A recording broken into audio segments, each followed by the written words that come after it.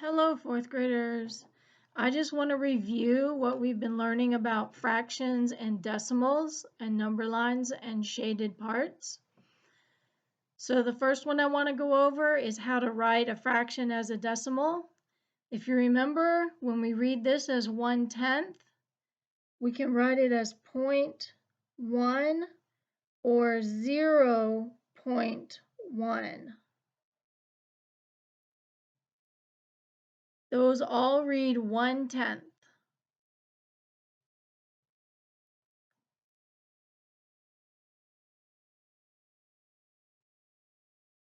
1/10. What about 4/10? 4/10 would be 0.4, and we read it as 4/10. We could read it as 0 and 4/10, or just 4/10. 6/10, 0.6. And 10/10, remember that any any fraction that has the same number on the top as the bottom is equal to 1. Or we could write it 1.0. 10/10 is equal to 1, not 0.10, 1.0. Now, I want to take a look at decimals that are over 1. This one is 3.4. 3.4 is the same thing as 3 plus 0.4. It's called 3 4/10. 3 4/10 written as a, go away cat. 3 4/10 written as a fraction looks like this.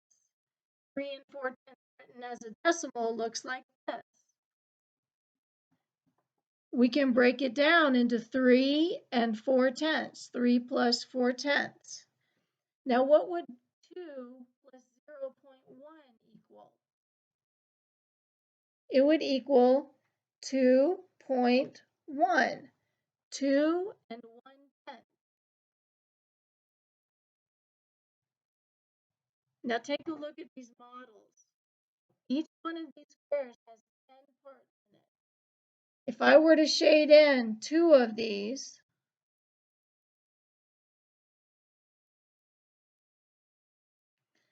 that would equal 2/10, or 0.2. 2/10. How many more tenths would it take to make 1? Well, I'd have to count the parts that are not shaded. 1, 2, 3, 4, 5, 6, 7, 8. 8. It would take 8 more tenths to make 1. 2/10 plus 8/10 equals 1.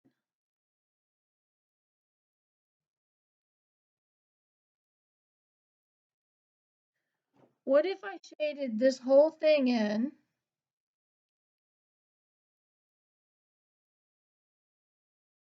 and then I shaded 3 parts of the next square in? I now have 1 3/10. 1 3/10. How many more tenths does it take to make 2? Well, I'd have to count the unshaded parts. 1, 2, 3, 4, 5, 6, 7. It would take 7 more tenths to equal 2.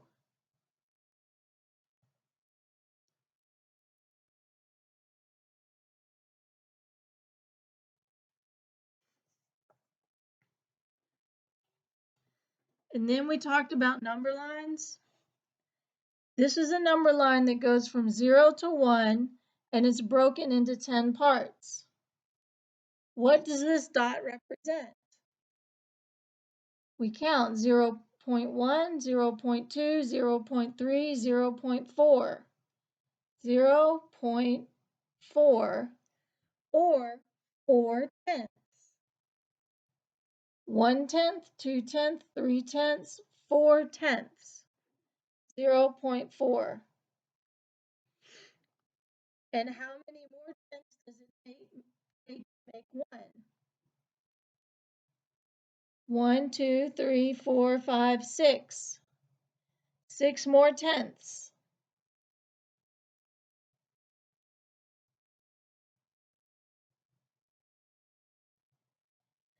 4 tenths plus 6 tenths equals 1. And it works the same for even larger numbers. This number line goes between 24 and 25, and it's breaking up into 10 parts. And so we want to know, what does this dot represent? Let's count our tenths. 24 and 1/10, 24 and 2/10, 24 and 3/10, 24 and 4/10, 24 and 5/10. 24, sorry, and 5/10. 24.5, 24 and 5/10. How many more tenths does it take to get to 25? 1, 2, 3, 4, 5. It takes 5 more tenths to get to 25. There's just one more thing that I would like you guys to remember from our earlier videos, and that has to do with rewriting fractions as tenths when they have extra zeros.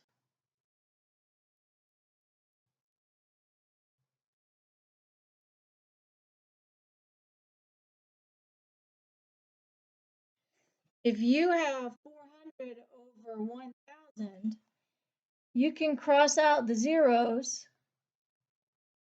and it gives you 4 tenths.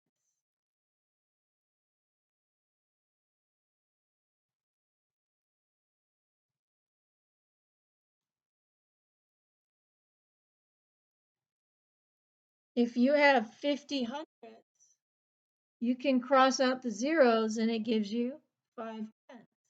We can write these as decimals as 0.4 and 0.5, 4 tenths and 5 tenths. Now, I hope that that was a good review for you. We have a quiz right after this that's going to go over that review. And I hope to see some of you at the math meetup at the end of the week.